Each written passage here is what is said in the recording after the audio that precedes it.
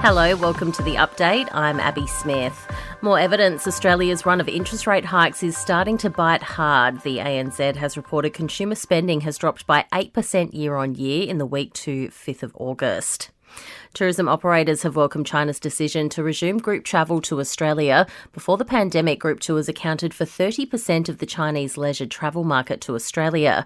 Margie Osmond from Tourism and Transport Forum says it's great news tourism operators are jumping with joy. We want all those wonderful Chinese visitors coming in their groups or coming independently, but particularly the groups coming back to Australia and enjoying what we've got to offer.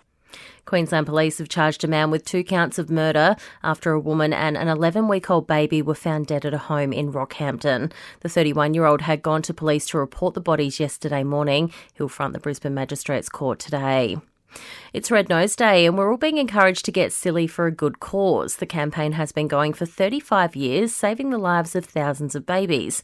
But CEO Kerry Ludsky says there's still more work to be done, especially for families experiencing stillbirth or miscarriage. When we look at the lives saved, through the Safe Sleep campaign, if we could get a fraction of that across the stillbirth and miscarriage space, we would be saving so many families the heartbreak of losing a baby.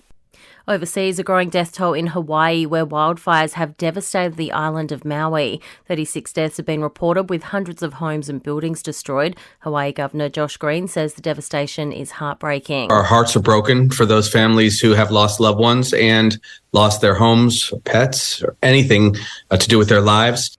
The president has now declared it a disaster zone. Back home, the Michael Gudinski documentary Ego has had its world premiere in Melbourne. It had its first showing last night at the Melbourne International Film Festival, taking a peek behind the music executive's life. And Virgin Galactic has launched the first mother-daughter team into space on its second commercial flight. Galactic took 2 crew of 6 into suborbital space before returning safely to Earth. Our crew looks like they're having an absolutely incredible time, and they are officially astronauts. Welcome to space. Woo! A ticket to ride the space plane currently will set you back $450,000. Entertainment and sport next. Geelong forward Tom Hawkins will miss tonight's match with Collingwood at the MCG as he continues to recover from a hamstring injury. He's looking good, but he won't play. But it's a good sign that he's making good progress and we fully expect him to play before the end of the home and away season.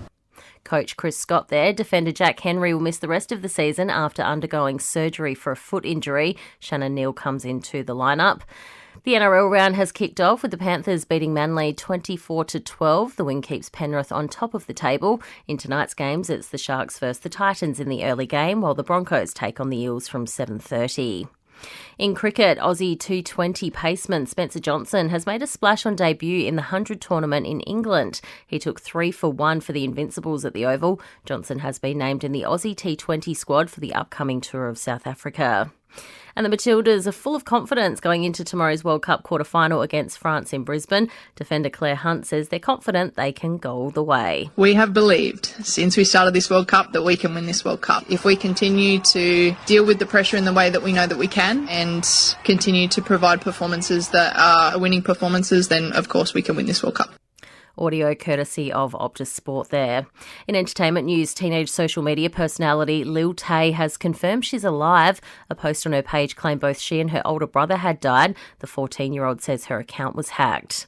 Harry Styles and Canadian actress Taylor Russell have fueled rumours they're a couple. The singer showing up to support the actress at the opening night of her new play The Effect in London. And voice actor Johnny Hardwick has died at the age of 64. He voiced the character of Dale Gribble on the animated TV series King of the Hill. Hey, did you guys know that there's a star for each state? Brilliant! You're a grand old flag. You're a something flag. No cause of death has been given at this stage. And that's the latest from the Nova podcast team. We'll see you this afternoon for another episode of The Update.